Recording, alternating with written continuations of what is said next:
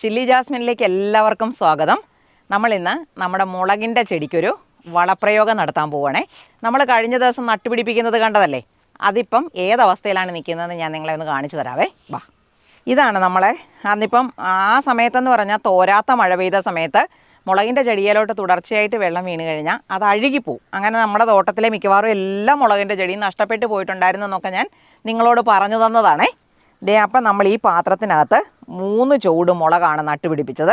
പോകുവാണെങ്കിൽ പോയതിൻ്റെ ബാക്കി ഒന്നേലും നിൽക്കട്ടെ എന്ന് വിചാരിച്ചിട്ടാണ് അങ്ങനെ ചെയ്തത്. പക്ഷേ ചെടി വലിയ കുഴപ്പമില്ലാതാണ് വളരുന്നത് കേട്ടോ. അപ്പം നമ്മൾ എന്നാ ചെയ്യാൻ പോകുകയെന്നറിയോ, ഇതിൻ്റെ ചുവടൊന്ന് പതുക്കെ ഒന്ന് ഇളക്കി കൊടുക്കുകയാണ്. വേരൊന്നും പൊട്ടിപ്പോകാതൊക്കെ ശ്രദ്ധിച്ചാൽ ചെയ്യാവുള്ളൂ കേട്ടോ. അതിൻ്റെ ചുവട് ചേർത്തൊന്നും ചെന്ന് ഇളക്കി വേര് പൊട്ടിച്ച് കളയരുത്. നിങ്ങൾ ചെയ്യുമ്പം വളരെ ശ്രദ്ധിച്ചിട്ട് വേണം. ആരോഗ്യം കുറഞ്ഞ ചെറിയ പച്ചക്കറി ചെടികളല്ലേ നമ്മുടേത്. നമ്മൾ പച്ചക്കറി ചെടികൾ അല്ലെങ്കിൽ പ്രത്യേകിച്ച് മുളകൊക്കെ നടുമ്പം കുറച്ച് നന്നായിട്ട് വളം ചേർത്താൻ, നമ്മളിപ്പോൾ ഇവിടെ ഉണ്ടാക്കുന്നതാണെങ്കിൽ ചാണകപ്പൊടി ചേർത്ത പോട്ടിംഗ് മിക്സ് ആണേ. അപ്പോൾ അതിനകത്തേക്കാണ് ചെറുതായി വളപ്രയോഗം ചെയ്തിട്ടുള്ള, അത് രാസവളമൊന്നുമല്ല, ചെറുതായി ജൈവവളം ചെയ്തിരിക്കുന്ന മണ്ണിലേക്ക് വേണം നമ്മൾ ചെടിയെ നടാൻ. അത് നടുന്ന ഒപ്പം എന്തെങ്കിലും ട്രൈക്കോഡർമയോ അല്ലെങ്കിൽ സ്യൂഡോമോണാസോ കൂട്ടത്തിൽ ചേർക്കുന്നത് നല്ലതാണേ. ഇനി നമുക്കിപ്പോൾ മണ്ണൊക്കെ ഇളക്കി കഴിഞ്ഞാൽ ചെറുതായിട്ട് ഞാനിതിൻ്റെ ചുവട്ടിലോട്ടൊരു വളപ്രയോഗം നടത്താൻ പോവുകയാണ്. അത് ഞാൻ കാണിച്ചു തരാവേ. അപ്പം ഞാനിതിന് വളം ചെയ്യാനായിട്ട് നമ്മുടെ കുറച്ച് മണ്ണെടുത്തിട്ടുണ്ട്. അതിൻ്റെ കൂടെ കുറച്ച് ചാണകപ്പൊടിയുണ്ട്, കുറച്ച് മാത്രം എല്ലുപൊടിയുണ്ട്, ശകലം ജൈവവളം ഒരു സ്പൂണല്ല 2 സ്പൂണൊക്കെ മാത്രമേ ഉള്ളൂ കേട്ടോ. അതിൻ്റെ കൂടെ ഞാൻ ഈ സ്യൂഡോമോണാസും കൂടെ ചേർക്കുവാണേ കേട്ടോ. 1 സ്പൂണ്, ഒരു 1/4 സ്പൂണോളം സ്യൂഡോമോണാസ് ഉണ്ട്. ഇനി നമുക്കിതിനെ ഒന്ന് നല്ലപോലെ ഇളക്കി ചേർക്കാം.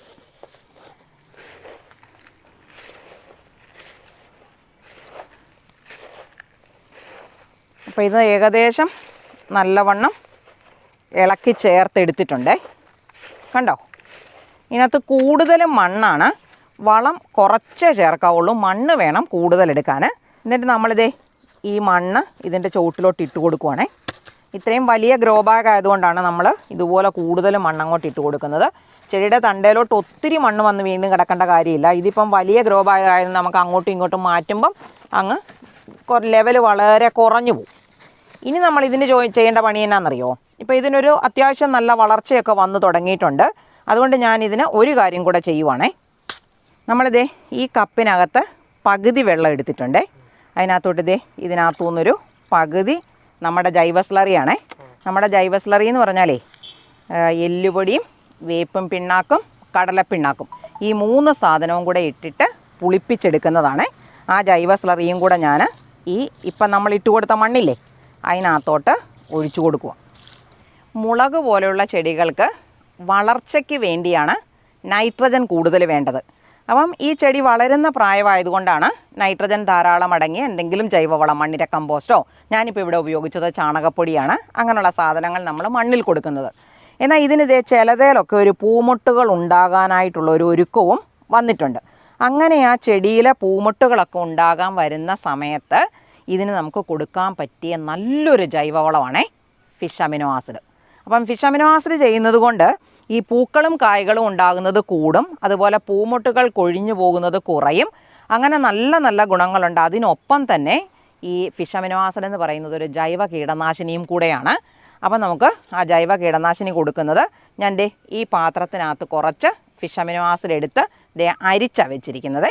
അപ്പോൾ ഇതിനകത്തേക്ക് നമുക്കൊരു 1 ലിറ്റർ വെള്ളം ഒഴിച്ച് നേർപ്പിച്ചെടുക്കാം. ഞാൻ വെള്ളം ഒഴിച്ച് നേർപ്പിക്കുവാണ്. അത് ഞാൻ അരിപ്പേ കൂടെ തന്നെയാണ് ഒഴിക്കുന്നത്. കാരണം ചിലപ്പം നമ്മൾ ഈ ടാപ്പിനകത്തു നിന്ന് വെള്ളം എടുത്താലേ അതിനകത്ത് പായലിൻ്റെയൊക്കെ കാണും. അപ്പോൾ പായലൊക്കെ ഉള്ളപ്പം നമ്മുടെ സ്പ്രെയർ കേടാകാതിരിക്കാൻ വേണ്ടി ഞാൻ വെള്ളവും ഇങ്ങനെ അരിച്ച് തന്നെയാണ് എടുക്കുന്നത്. അപ്പോൾ ഞാൻ ഫിഷ് അമിനോ ആസിഡ് നേർപ്പിച്ചെടുത്തിട്ടുണ്ട്. ഞാനത് ഈ മുളകിൻ്റെ ചെടികളിലോട്ട് സ്പ്രേ ചെയ്ത് കൊടുക്കുവാണേ. കണ്ടോ, ഇതേപോലെ നമ്മൾ നല്ലവണ്ണം സ്പ്രേ ചെയ്ത് കൊടുക്കണം. കണ്ടോ, ഇലകളിലും തണ്ടിലും ചുവട്ടിലും ഒക്കെ വേണമെങ്കിൽ നമുക്കിതിനെ കുറച്ച് ചുവട്ടിൽ കൂടെ ഒഴിക്കാം. ഇപ്പം നമ്മൾ ജൈവ സ്ലറി കൊടുത്ത കാരണം ഞാനിപ്പോൾ ചുവട്ടിലേക്ക് ഒഴിക്കുന്നില്ല. വെള്ളം ഒത്തിരി കൂടിയിട്ട് ഗ്രോ ബാഗിനകത്തുനിന്ന് കവിഞ്ഞൊഴുകും. ഈ പ്രായത്തിലുള്ള മുളകിന് ചെയ്യുന്ന വളപ്രയോഗം നമ്മൾ ഇന്നത്തെ കഴിഞ്ഞിട്ടുണ്ടേ.